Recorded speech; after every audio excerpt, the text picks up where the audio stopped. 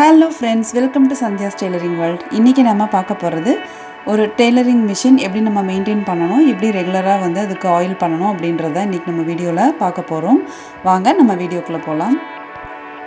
இப்போ பாருங்கள், இந்த மாதிரி டெய்லரிங் மிஷினை வந்து நம்ம க்ளீன் பண்ணுறதுக்கு இந்த மாதிரி ஒரு காட்டன் கிளாத் எடுத்துக்கலாம். இந்த காட்டன் கிளாத்தில் வந்து ஆல்ரெடி நான் வந்து நல்ல ஒரு ஹேண்ட் வாஷ் லிக்விட் வந்து போட்டிருக்கேன். அது கொஞ்சம் நல்லா வாசனையாக இருக்கும். அதனால் நீங்கள் எந்த லிக்விட் வேணாலும் எடுத்துக்கலாம். இந்த மாதிரி நீங்கள் வந்து எடுத்து அதை ஃபுல்லாக வந்து நல்லா இப்படி தொடச்சி கொடுத்துருங்க. ரொம்ப வந்து அழுக்கு இருந்தால் மட்டும் ரொம்ப ப்ரெஸ் பண்ணி இது பண்ணுங்கள். ஜென்டலாக வந்து தொடச்சாலே போதும். நம்ம அடிக்கடி வந்து இது க்ளீனாக தான் வச்சுருப்போம். அதனால் வந்து நல்லா ஒரு இது மாதிரி சோப் ஆயில் போட்டு நல்லா வந்து க்ளீன் பண்ணிக்கலாம். ரொம்ப அப்படியே வந்து தண்ணியெல்லாம் ஊற்றி ரொம்ப அப்படியே கழுவி விடுற மாதிரிலாம் எதுவும் பண்ண வேண்டாம். இது வந்து லைட்டாக வந்து ஜென்டலாக வந்து நம்ம தொடச்சி கொடுத்தாலே போதும். இப்போ நம்ம மேல் போர்ஷன் ஃபுல்லாகவே வந்து க்ளீன் பண்ணிட்டோம். இப்போ சைடில் இருக்கிற அந்த ரோப்பை வந்து ரிமூவ் பண்ணிவிட்டு நம்ம வந்து இந்த மெயின் ஹெட்டை வந்து நம்ம நகர்த்தி கீழே இருக்கிற போர்ஷனை வந்து க்ளீன் பண்ணலாம். டெய்லரிங் மிஷினில் ரொம்ப இம்பார்ட்டண்ட்டானதே வந்து இந்த மேல் போர்ஷனை க்ளீன் பண்ணுறது தான். இப்போ பாருங்கள், இந்த ஸ்டாண்ட் மாதிரி இருக்குது சைடில், அதுதான் வந்து அதோட ஸ்டாண்டு. அதை புல் பண்ணோம்னா அதில் வந்து அந்த ஸ்டெட்டு மாதிரி நின்றுக்கும். பாருங்கள், இப்போ நம்ம பொறுமையாக வந்து செய்யணும். இது வெயிட் ஜாஸ்தி, அதனால் கொஞ்சம் மெதுவாக வந்து நம்ம அதை புல் பண்ணி நிறுத்திட்டோன்னா அந்த ஸ்டாண்டு வந்து அதை பிடிச்சிக்கும். உங்கள் மிஷினில் அப்படியெல்லாம் இல்லைன்னா நீங்கள் எடுத்து க்ளீன் பண்ணிக்கோங்க. பாருங்கள், உள்ளே வந்து எந்த அளவுக்கு டஸ்ட் இருக்குது அப்படின்னு. இது வந்து ஒரு 1 வீக் ஆச்சு க்ளீன் பண்ணி. இப்போ பாருங்கள், இது வந்து உங்களுக்கு காமிக்கணுன்றதுக்காக தான் நான் க்ளீன் பண்ணாமல் வச்சுருந்தேன். இப்போ அந்த டஸ்ட்டெல்லாம் வந்து நம்ம ஃபுல்லாக வந்து க்ளீன் பண்ணுறதுக்கு இந்த மாதிரி ப்ரெஷ்ஷு யூஸ் பண்ணி நம்ம க்ளீன் பண்ணிக்கலாம். இது வந்து புது ப்ரெஷ்ஷுங்க. நான் வந்து இது க்ளீன் பண்ணுறதுக்குனே வச்சுருக்கேன். நம்ம யூஸ் பண்ண ப்ரெஷ்ஷை விட நம்ம வந்து இந்த மாதிரி புதுசாக ஒரு நார்மல் ப்ரெஷ்ஷு வந்து வாங்கி க்ளீன் பண்ணுறது நல்லது. இப்போ பாருங்கள், எந்த அளவுக்கு வந்து ஃபுல்லாக டஸ்ட் இருக்குது அப்படின்னா இந்த மாதிரி நீங்கள் அந்த தூசெல்லாம் முதல்ல வந்து க்ளீன் பண்ணிக்கலாம் ப்ரெஷ்ஷில். இது சைடில் ஃபுல்லாக எல்லா இடத்துலையுமே வந்து நம்ம கொஞ்ச நாள் விட்டோம் அப்படின்னாலே இந்த மாதிரி வந்து டஸ்ட்டு ஃபுல்லாக வந்து பிடிச்சிரும். நீங்கள் என்ன தான் வந்து கவர் பண்ணி வச்சாலும் இது வேறு வழியில் இந்த மாதிரி தான் வந்து இருக்கும். கொஞ்சம் அப்பப்போ வந்து நம்ம க்ளீன் பண்ணிக்கணும். நல்லா முதல்ல துணியை வச்சு துடைக்க வேண்டாங்க. முதல்ல டஸ்ட்டெல்லாம் வந்து நம்ம இந்த மாதிரி ஒரு ப்ரஷ்ஷு வச்சு நல்லா க்ளீன் பண்ணிவிட்டு அதுக்கப்புறமா வந்து நம்ம துடைச்சிக்கலாம். எல்லா இடத்துலையுமே வந்து ப்ரஷ்ஷு வந்து டக்குன்னு உள்ளே போகும். அது ரெண்டாவது வந்து நிறையா வந்து ராட் அந்த மாதிரிலாம் இருக்கிறனால நம்ம துணியில் வந்து இது பண்ணுறப்போ கையை உள்ளே நகர்த்தி தான் நம்ம பண்ணுவோம். அப்போ கையில் அடிபடும். அதனால் வந்து நம்ம இந்த மாதிரி ப்ரெஷ்ஷு யூஸ் பண்ணி பண்ணோம் அப்படின்னா அது எல்லா ப்ளேஸ்க்கும் தானாகவே வந்து உள்ளே போயிட்டு வந்துடும். நம்மளுக்கும் கையும் வந்து சேஃபாக இருக்கும். அதனால் கொஞ்சம் இந்த ஏரியாலாம் க்ளீன் பண்ணுறப்போ ரொம்ப கையை வந்து பார்த்து வச்சு இது பண்ணுங்கள். இந்த மாதிரி ஃபுல்லாக வந்து நம்ம டஸ்ட்டை க்ளீன் பண்ணிக்கலாம். கீழேயும் பாருங்கள், நிறையா வந்து டஸ்ட் இருக்குது. இதுக்கு வந்து தனியாக நம்ம பேப்பர் யூஸ் பண்ணி தான் வந்து க்ளீன் பண்ணணும். இப்போ இதை வந்து பேப்பர் யூஸ் பண்ணி நான் வந்து அப்படியே க்ளீன் பண்ணி எடுக்கிறேன். பாருங்கள், இது அப்படியே ஸ்மூத்தாக நம்ம வந்து லைட்டாக எப்படி நகர்த்தினாலே அப்படியே ஃபுல்லாக வந்து ஒரு இடத்துல வந்து டஸ்ட் அப்படியே க்ளீனாக வந்துடும். ஃபுல்லாகவே நம்ம அப்படியே ரிமூவ் பண்ணி எடுத்துடலாம். இப்போ இதை வந்து நம்ம ஒரு அதே கிளாத்தை வச்சு நல்லா ஃபுல்லாக வந்து க்ளீன் பண்ணிடலாம். அதே மாதிரி கீழே இருக்கிற அந்த ஆயில் ட்ரேயும் வந்து ஃபுல்லாக வந்து க்ளீன் பண்ணிடலாம். இப்போ பாருங்கள், மேக்ஸிமம் வந்து நம்ம டஸ்ட் எடுத்ததுனால நமக்கு ஈஸியாக இருக்கும் க்ளீன் பண்ணுறது. கை உள்ளே போகிற இடமும் வந்து நிறைய நம்ம வந்து ஸ்ட்ரெஸ் இல்லாமல் அப்படி ஈஸியாக வந்து கொடுத்து க்ளீன் பண்ணிடலாம். இப்போ ஆயில் ட்ரேயும் க்ளீன் பண்ணிட்டோம் அப்படின்னா நம்மளோட இந்த மெயின் பார்ட் வந்து முடிஞ்சுது. பாருங்கள், இந்த மாதிரி நல்லாவே வந்து நம்ம தொடச்சிட்டோம். இப்போ எவ்வளோ க்ளீனாக இருக்குது பாருங்கள்.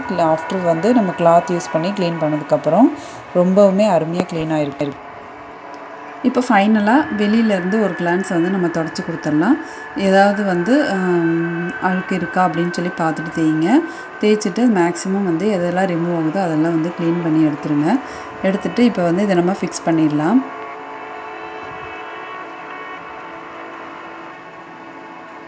இந்த மாதிரி ஜென்டலாக பண்ணுறப்போ உங்களுக்கு நிறைய வேலை வந்து இருக்காது. கொஞ்சம் அந்தந்த ஏரியாவை அப்படியே கரெக்டாக க்ளீன் பண்ணிட்டோன்னா நம்மளுக்கு ஈஸியாகவும் வந்து க்ளீன் ஆகிடும். பாருங்கள், இப்போ நல்லா பலன்னு துடைச்சாச்சு. வெளியிலையும் அவுட்டர்லாம் முதலே துடைச்சிருக்கோம். ஸோ ரொம்ப துடைக்க வேண்டாம். இப்போ வந்து நம்ம கீழ் போர்ஷனில் பார்க்கலாம். கீழே வந்து எப்படி வந்து நம்ம க்ளீன் பண்ணணும் அப்படின்னு. இந்த மாதிரி ரோப்பில் தான் வந்து நான் போட்டிருக்கேன். இந்த வீல் கிட்ட பார்த்திங்க அப்படின்னா நிறைய டஸ்ட் இருக்கும். அதே மாதிரி இந்த பக்கமும் பாருங்கள் இந்த ஸ்டாண்ட்லலாம் கொஞ்சம் டஸ்ட் இருக்குது. இதெல்லாம் வந்து நம்ம நார்மலாக வந்து தொடச்சி எடுத்தால் மட்டும் போதும். இதில் ஒன்றும் பெரிய வேலை இருக்காது. இப்போ பாருங்கள் ஃபுல்லாகவே க்ளீன் பண்ணியாச்சு. மேலே கீழே எல்லா பக்கமும் வந்து தொடச்சி ஃபுல்லாகவே வந்து க்ளீன் பண்ணியாச்சு. இந்த அளவுக்கு நம்ம பர்ஃபெக்டாக வந்து இது க்ளீன் பண்ணிட்டோம். இப்போ ஆயில் எப்படி ப்ளேஸ் பண்ணணும் அப்படின்றது தான் பார்க்கணும். பாருங்கள் இந்த ஆயில் வந்து இந்த மாதிரி நீங்கள் ஆயில்னு சொல்லி மேலே 3 ஹோல்ஸ் இருக்கும். அதில் மட்டும் நீங்கள் ஆயில் வந்து 2-3 ட்ராப் வந்து விடணும். அந்த அது வந்து நிறைஞ்சு வெளியே வர வரைக்கும் நீங்கள் விடணும். காமிக்கிறேன் பாருங்கள். இப்போ வந்து இதில் வந்து ஆயில் நம்ம ஃபில் பண்ணுறோம். கொஞ்சம் கொஞ்சமாக விடுங்க. ஒரேடியாக விட்டாலும் டக்குன்னு வெளியே வந்துடும். அதனால் கொஞ்சம் கொஞ்சமாக ஆயில் வந்து ப்ரெஸ் பண்ணி விடுங்க. இப்போ தான் நம்ம க்ளீன் பண்ணியிருக்கோம். அதனால் கொஞ்சம் மெதுவாக பண்ணணும். திருப்பி நம்ம துடைக்கிற வேலை இல்லை. வீல் கிட்ட விடுறதுனால லூஸ் தான் ஆகுமே தவிர அதனால் எந்த ஒரு யூஸுமே இல்லை. அதனால் அங்கே அவாய்ட் பண்ணிடணும். இந்த மாதிரி நம்ம ஆயில் வந்து ப்ளேஸ் பண்ணணும்.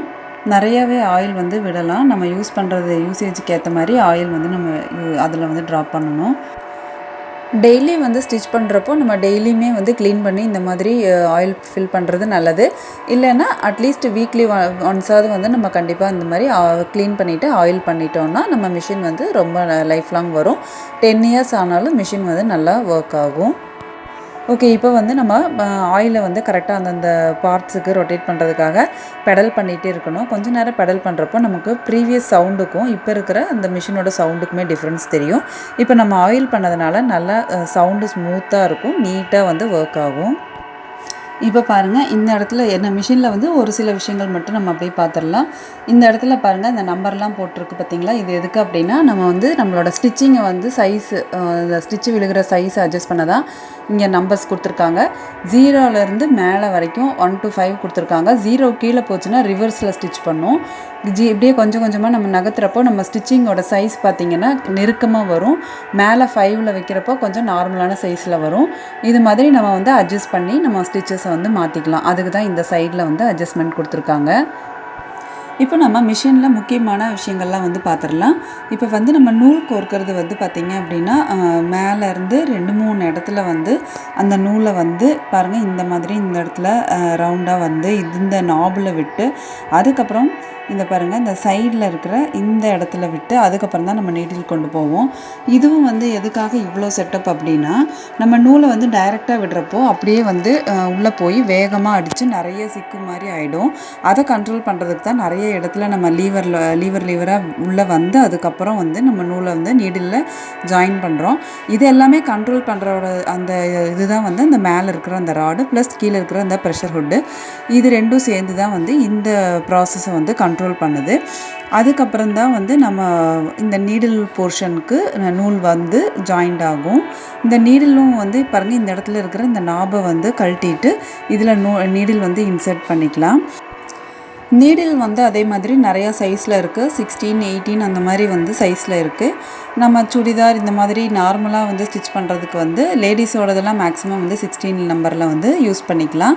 18 இன்ச் போடுறோம் அப்படின்னா கொஞ்சம் இந்த ஹார்டான கிளாத்து பேண்ட்டு கிளாத்து அந்த மாதிரி தைக்கிறதுக்கெலாம் வந்து 18 இன்ச் யூஸ் பண்ணிக்கலாம். இதெல்லாம் தான் வந்து இதில் மெயின் பார்ட்டு. இப்போ கீழே இருக்கிறது பாருங்கள் இந்த சொரசொரப்பாக இருக்கிற இந்த போர்ஷன் வந்து ஜிப்புன்னு சொல்லுவாங்க.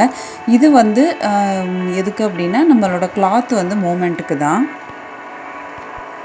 இது வந்து லேசாக அப்படியே மூவ் பண்ணி நம்மளோட கிளாத்தை வந்து ஃபார்வேர்டாக கொண்டு போகும். அதுக்கு தான் வந்து இந்த ஜிப்பு வந்து கொடுத்துருக்காங்க.